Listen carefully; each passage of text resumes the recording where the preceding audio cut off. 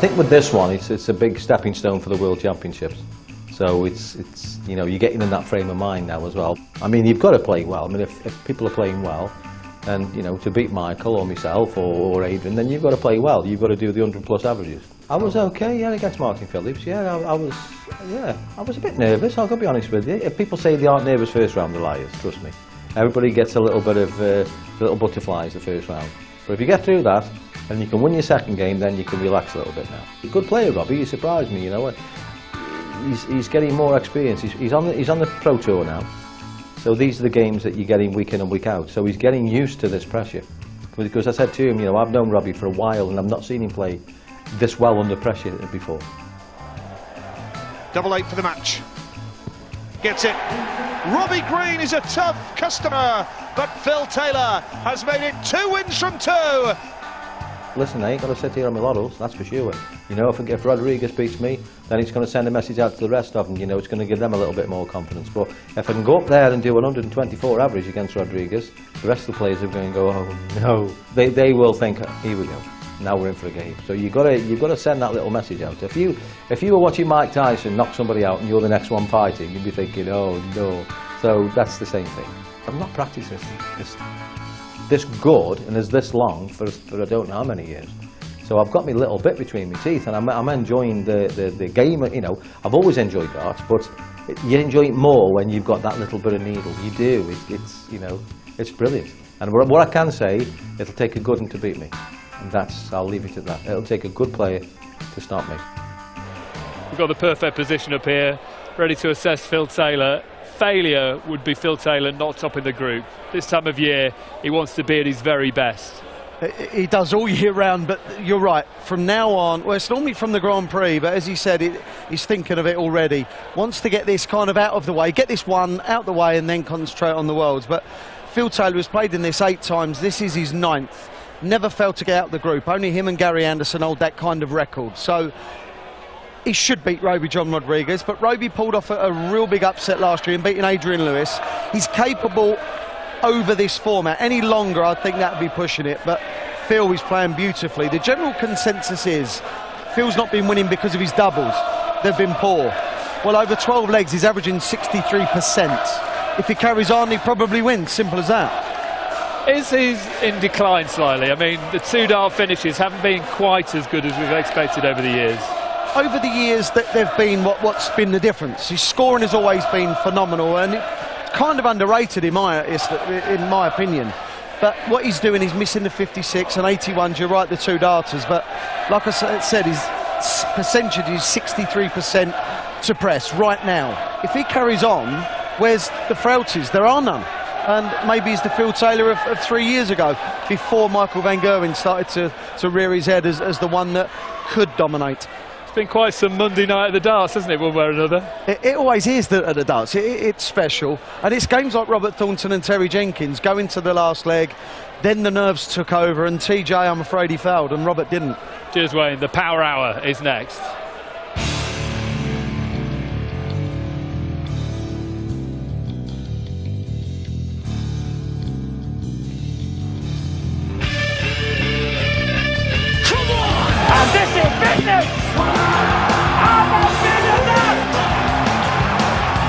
Magic touched in by the maestro.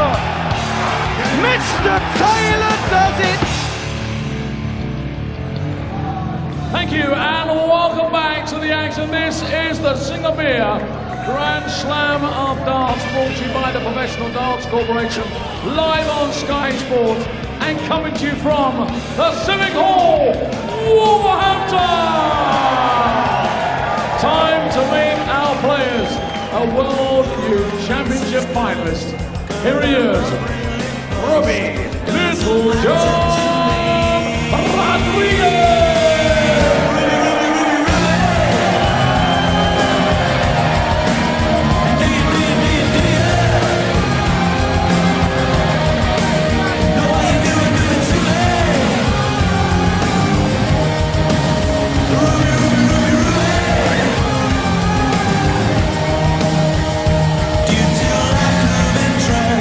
Tomorrow is cancelled.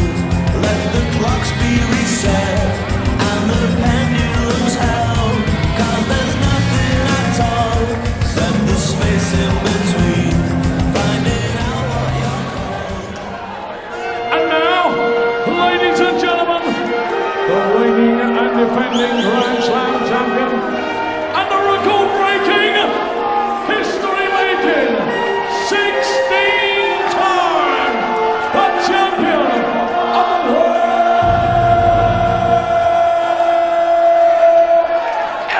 Phil the Power Taylor.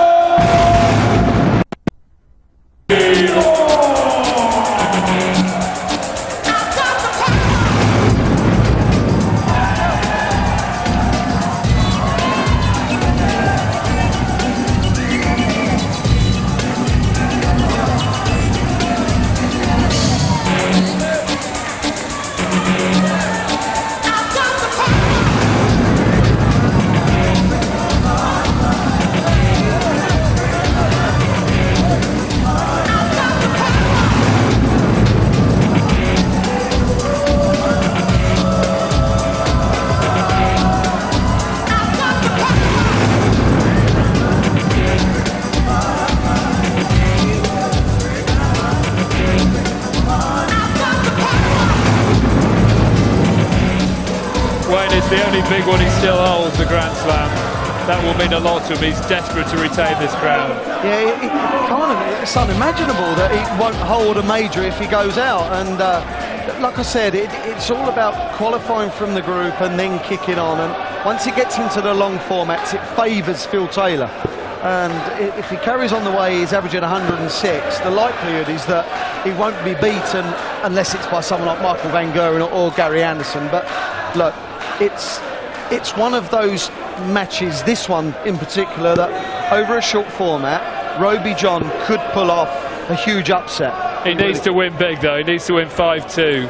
Therein lies a problem for him. It's okay winning, but when does Phil really get it's a bit of a tonkin. I can't see that happening, I really can't. He's got to get out there and enjoy it, Roby. Do you think Phil Taylor's enjoying his darts at the moment, or not? I think he's enjoying this group phase because I think he feels comfortable knowing that he's going to get out of it. But when push comes to shove against the likes of James Wade, which could possibly happen later on in the tournament, and maybe Van Gerwen, I think he enjoys the battle, but he doesn't enjoy losing, that's for sure. He's through, we know that. He looks fairly relaxed tonight. He does, and he should be. He's all but an absolute certainty to win this. But it's only a best of 9, and if he has a couple of misstarts at a double and the confidence goes, and Roby John starts putting him under pressure, you never know. Only one Phil Taylor, the crowd are singing. John Pard, Rod Stood, your commentators. Thanks, Dave. Thanks, Wayne.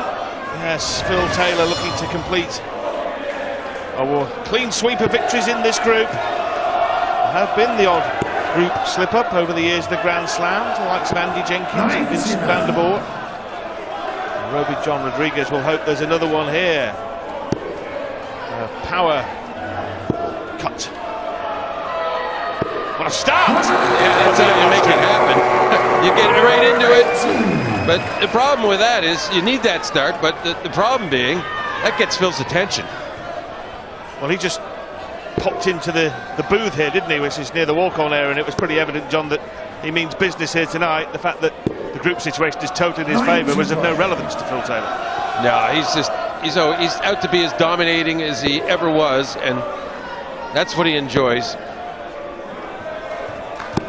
96. He doesn't want to show any weaknesses because he realizes now when you have moments of weakness, the players rally behind it, and it might not be this day or the next week, but eventually it catches up to you.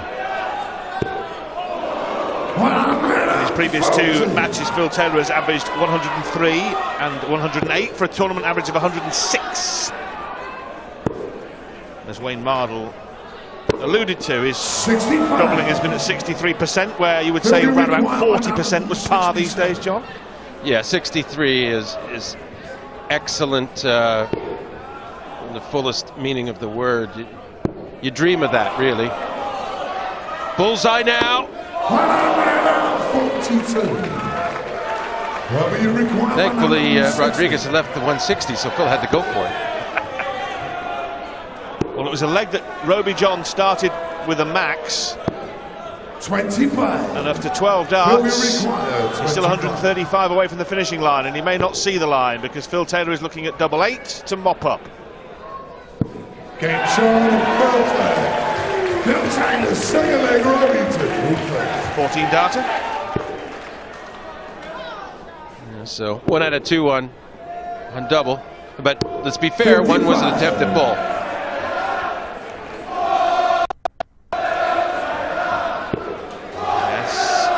So far, a whitewash of Martin Phillips and a 5-2 win over Robbie Green for the power. Robbie John lost 5-3 to Robbie Green and then beat Martin Phillips 5-2 in his second match. Give himself a chance of qualifying, as Dave Clark was saying before the match. Needs to win 5-2 to go through, 5-3, and it will be a 9-dart shootout between Rodriguez and Green. Any other result, Robbie Green will be through.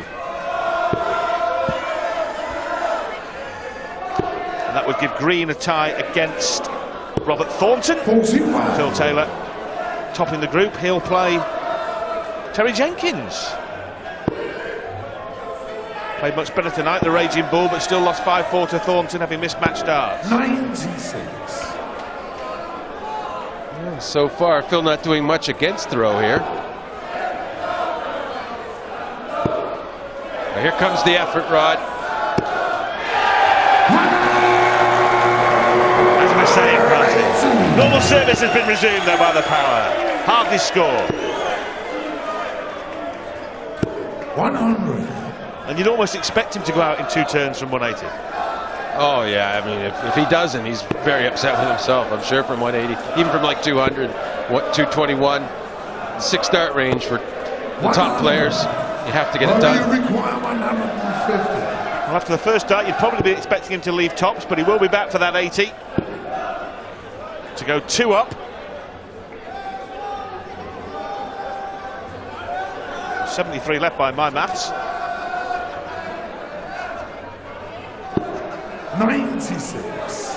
Phil will require 80. Well, 2 darts for double 10 for 2-0. So double 5. Fails to break the throw. Robbie John has a great chance now to hold his throw. We'll get 2 darts for double. And it's tops he's going for. Dead center. Not nervous, is he? No, he's never had the air of nervousness, has he? 21 years old now, Robbie John. Last year on this same stage, he defeated Adrian Lewis. Couldn't get out of the group, though. 58. Well, yeah, but if you were ever going to be nervous, this would be a good occasion. Playing Phil in the form he's been in so far in the tournament.